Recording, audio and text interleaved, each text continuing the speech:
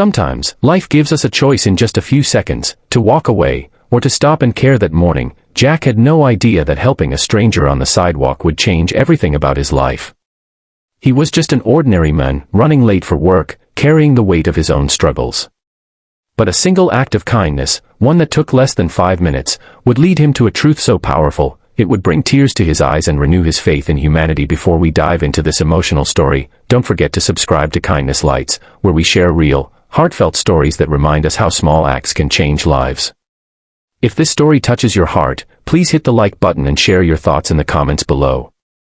Your words keep the light of kindness shining bright. It was a crisp fall morning in Chicago.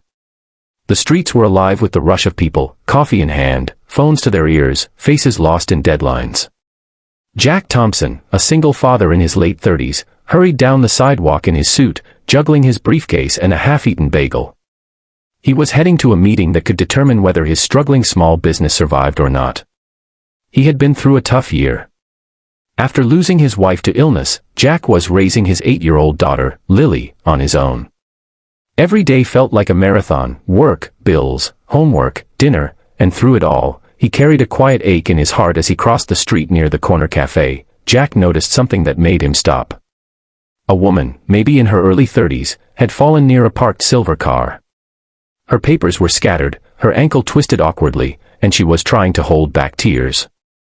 People were walking by, glancing, hesitating, but no one stopped. Jack hesitated for a moment too. He was already late. The meeting was in 15 minutes. But then he looked at her face, pale, pained, embarrassed, and something inside him said, "Don't walk away." He rushed over and knelt beside her. "Hey, are you okay?" he asked gently. She tried to smile through the pain. "I think I twisted my ankle."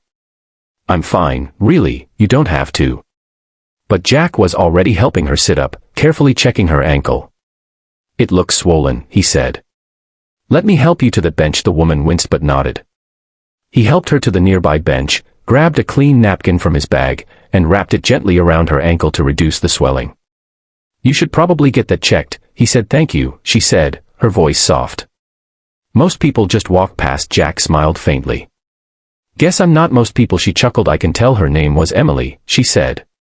She worked nearby and had dropped some important documents on her way to deliver them. Jack helped gather the papers, even though the clock in his head screamed that he was running out of time. By the time he was done, he knew he'd probably miss his meeting. But he didn't mind. Emily thanked him again, and before he left, she said, "I hope life brings that kindness back to you. You deserve it." Jack smiled, waved goodbye, and hurried off, not realizing that her words were about to come true in a way he could never imagine. That afternoon, Jack returned to his small office feeling deflated. His business partner had texted, "Meeting didn't go well. Investor backed out." It was another setback, another door closing. He sat at his desk, staring at the bills piled up. He thought about the moment on the sidewalk, how helping that woman felt good, even if it cost him precious time. Still, he couldn't shake the worry about what he'd tell Lily tonight. Hours passed. The office was quiet. Then, around 5 p.m., his phone buzzed with an unknown number. "Hello," Jack answered, sounding tired. "Hi, is this Jack Thompson?" a woman's voice asked. "Yes." "Who's this?" "This is Emily, the woman you helped this morning. I hope I'm not bothering you." Jack sat up. "No, not at all." "How's your ankle?" "It's better, thanks to you," she said warmly. "Listen, I owe you an apology. You helped me even though you didn't know who I was, and I think it's only fair you know the truth." Jack frowned slightly, confused. "The truth?" Emily took a deep breath. "I wasn't just a random woman with papers. I'm actually the operations director for the company you were supposed to meet this morning, Stonebridge Investments. I was on my way to that same meeting when I fell." Jack's heart skipped. "Wait, what? I saw your name on the schedule when I got back."